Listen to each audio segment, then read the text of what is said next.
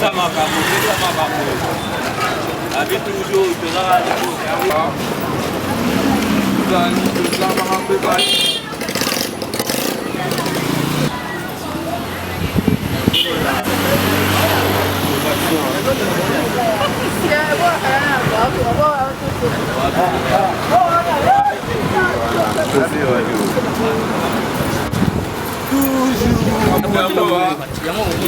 noir blégé.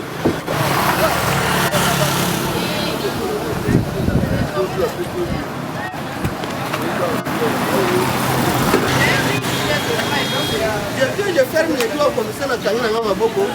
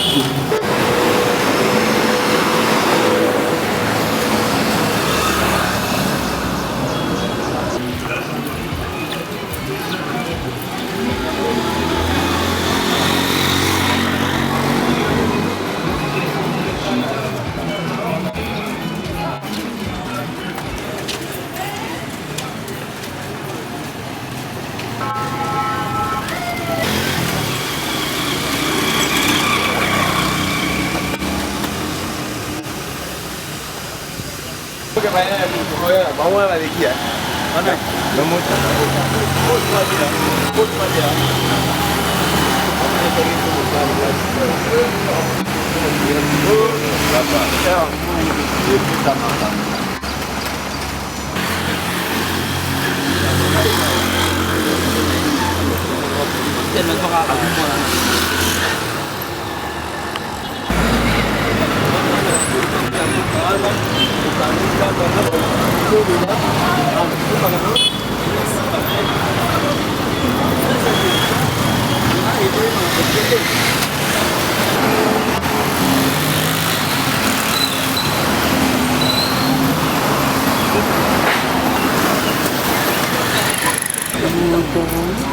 soki tozalaki tana bapolo place tokomi na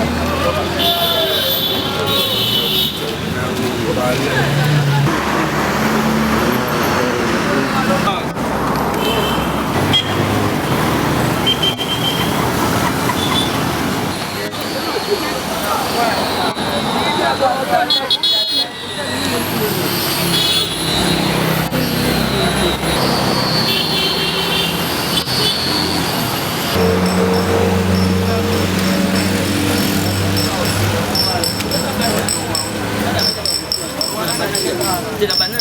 On s'en fait la photo.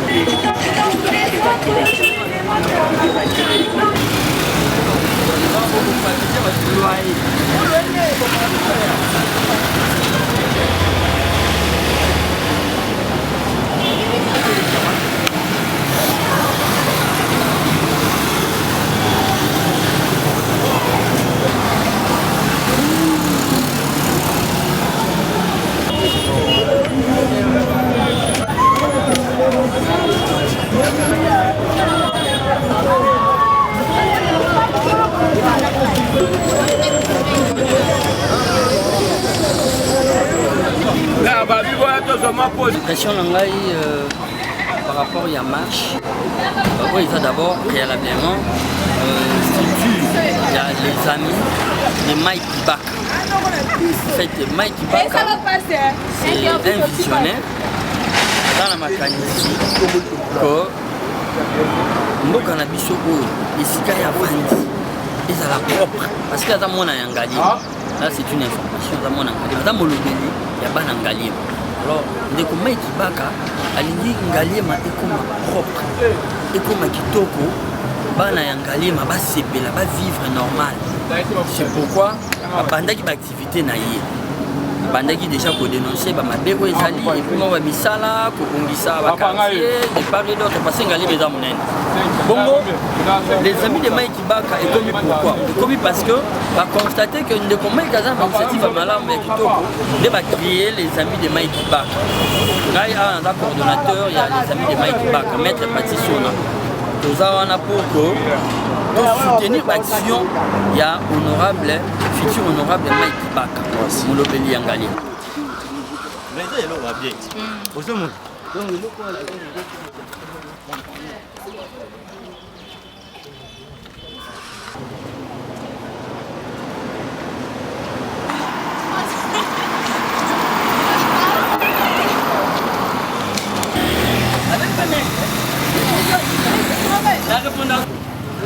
Honorable Magam 23.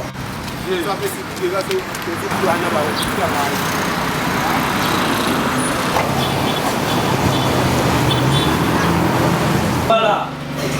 Oh, ezali bongo. Triki na penza. Oh, esangisi biso awa. Ezali bongo sortie officielle. Là, les amis de biso bolingo. La biso volonté. Il y a pour participer dans ce yango. Les amis de Mike Kibaka, les amis. Et toi, Basangani. On a un objectif moro pour le somoro to paka. Et lui pour bani. Je constate qu'il y a des moments Mike Kibaka avec la vision. Pourquoi pour réaliser vision. Commis au architecte qui m'a commis. Mais dans le bateau, il était demandé télémo. De la même manière avec des personnes Ngaliema Mawapi. Et si quand vous essayez à l'obéir là, parce que nous avons ça dans la provinciale, à qui malé malé, à banana pour soutenir et si quand il y a pas, n'a pas de déco il y a pas. En tout cas, un de plus, gain de cause, il y a pas de déco là. Pour ma pas marginalisé, pas autorité actuelle. De ce fait, bana ya Ngaliema, bavandaki, na ba ndeko ba susu. On dit que Mike a la nouvelle là, dans la partie politique. Pour Azali. N'a pas de parti politique. Naïe, bah outil bah commune nous sous. Habiter.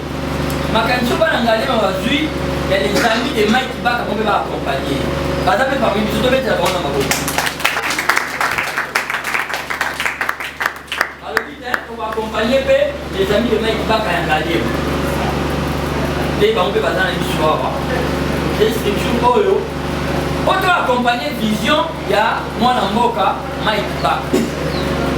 À tout moment Zoloba. Et puis ma cantine a déjà commencé à parler. Il y a une photo accompagnée. Biso Doza Awa, dans la mission, il y a pour accompagner idéologie, plutôt que vision, il y a de Mike Kibaka. Voilà, grand esprit dans le chaud. Winda! Winda! Winda! Adolfo Mozito! Adolfo Mozito, visionnaire du Congo! Adolfo Mozito, visionnaire du Congo! Visionnaire du Congo! Visionnaire du Congo! Merci. Na pesi les amis de Mike Kibaka Boté et na répondre à l'invitation na bino ya liboso na popesa na nzambe merci na ndenge abateli biso atambwisi biso na moi et distance tosali tozui ata likama moko te nyonso wana ezali nde nzambe nde muta protéger biso. C'est pourquoi tokoki koloba eloko te sans que to rendre grâce pe to pesa ye merci na ndenge abateli biso. Na kopesa merci na leader na ngai ndenge ndeko pata uto koloba awa nazali Mike Kibaka bino boloba mais nazali membre ya parti politique. Nazali na parti politique oyo tokomi awa Nouvel Élan ya son excellence Adolphe Mozito. Donc les leçons qui bino boyebinga bosali structure pour que vous soutenir nga eza grâce na ye. C'est pourquoi na rolimana nous tobetela ye maboko esika zali. Merci. Deuxièmement, na ndenge kinga na sanga mokote ezali na bakonzi oyo ya parti nanga surtout bazali ko diriger district ya Lokunga azali na kati na biso et na ko senga na ye atele matomona to betele pe maboko et soki pa za na mo avant que ngana loba ko mo kontina ngana loba mama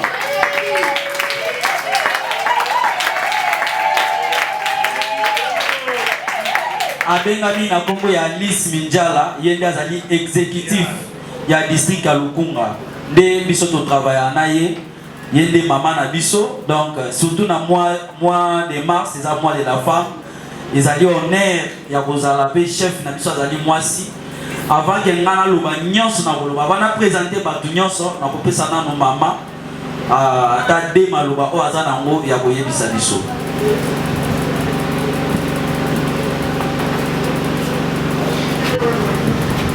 Nous faisons là. Unité. Nous faisons là. Unité. Nous faisons là. Unité. Unité. Sasa ya banani. Sasa ya nani. Est-ce que ma maman vous savez au téléphone? Ma maman au téléphone. Ma maman va faire de la sécurité. Banani va salir la carte ya Nouvel Élan.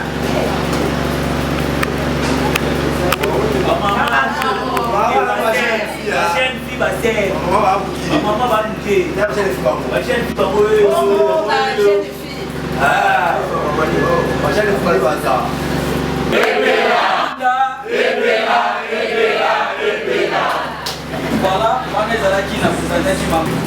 je crois que les binômes petit musique, grand combattant d'élite.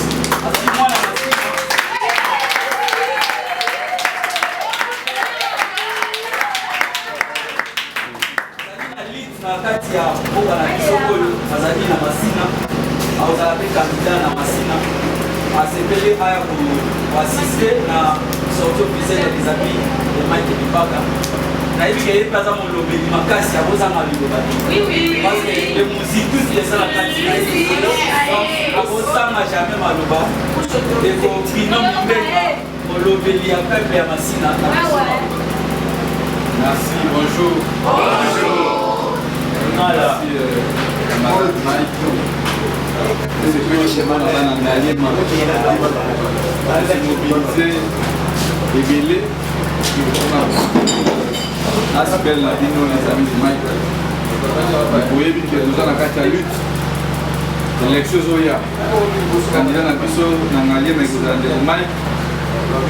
Niveau provincial sur le national et puis au niveau présidentiel nous allons à Adolphe Mozito parce que vous avez vu que la minute où nous allons à Boulungu nous avons notre travail de sorte que en 2023 Adolphe Mozito a le président de la République. Les avocats à côté.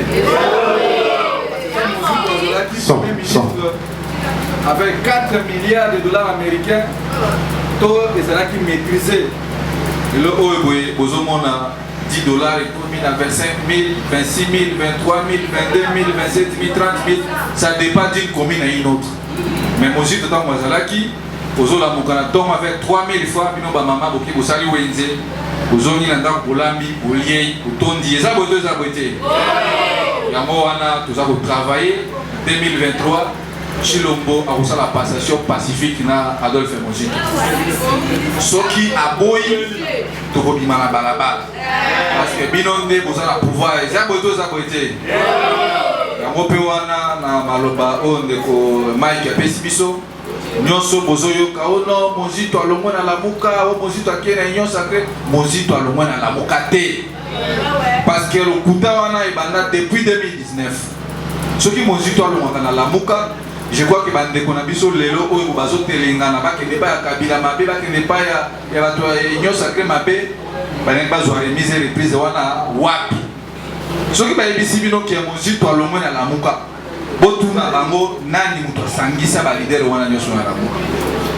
Bozomona parce que lobby bande komisu batambola ki na ba bato ya PPRD ba kabiliste pour le baono to benga na Mozito na lamuka muto akobenga na Mozito na lamuka azalité parce que yende mutu asangisa ba leader et puis atalisi constance na ela kati ya lamuka tirelo oyo boye biso bana nouvelle là toza na kati ya lamuka ezaboete yango wana camarade Mike tokosenga na bino bana ngaliema to soutenir ndeko na biso Mike Kibaka na lolenge nyonso ezala sur le plan spirituel financier et puis na ba descente na ba activité na partie tant toyaka wana bino pe bana ngaliema botali c'est que non Mike na simanae azali na ba oui que na mona que na komi na noter toko bunda pour que surtout 2024 ezala année ndenge camarade Brina Otoloba et vous allez année où tu as la passation de pouvoir parce que biso tu as pouvoir nouvelle élan na web sabino que tu as déjà la ligne à pouvoir tu as la pouvoir donc ceux qui vont là Adolphe Mozito partout azal lelo azal na bulungu azal tata ici autant le simba mosolo bazali chargé à Seigneur Loubi et si kana yikuna au tala bakati pour partir des allées